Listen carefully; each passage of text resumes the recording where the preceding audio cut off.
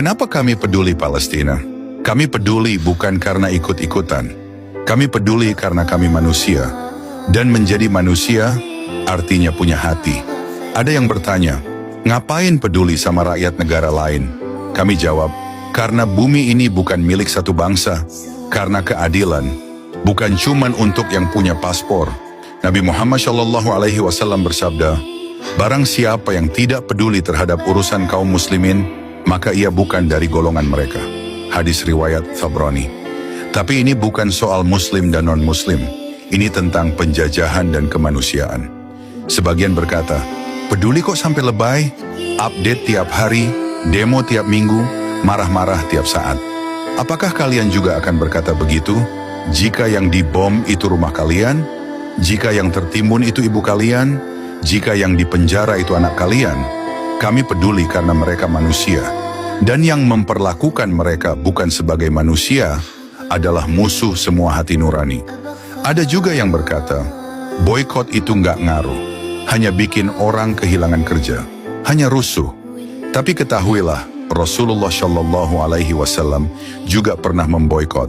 Saat kaum Quraisy menyiksa dan memusuhi Islam, beliau dan para sahabat diboykot secara ekonomi di Syirb Abi Thalib.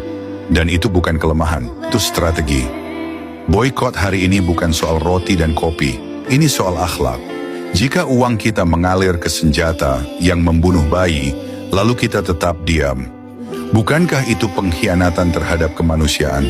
Sebagian bilang, lo cuma mau viral, mau FYP, mau dianggap pahlawan medsos.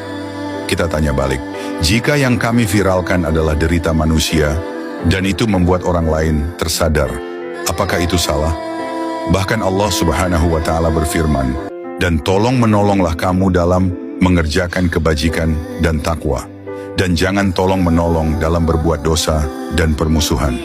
Quran Surah Al-Maidah ayat 2. Lalu ada yang berkata, bukankah tanah itu dijanjikan Tuhan kepada mereka? Tapi kami bertanya, Tuhan yang mana yang mengizinkan penjajahan? Kitab suci mana yang mengajarkan pembantaian anak-anak? Dan andai pun mereka pegang dalil, maka kita pun punya dalil. Dalam Al-Quran disebutkan, dan kami hendak memberi karunia kepada orang-orang yang tertindas di muka bumi, dan menjadikan mereka pemimpin, dan menjadikan mereka orang-orang yang mewarisi bumi. Quran Surah Al-Qasas ayat 5. Tanah itu bukan milik penjajah. Tanah itu milik orang yang berjuang dan berdoa, yang bersujud di atas reruntuhan masjid, yang mengangkat tangan di tengah malam saat dunia tidur, dan hanya langit yang menyaksikan air matanya. Dan lalu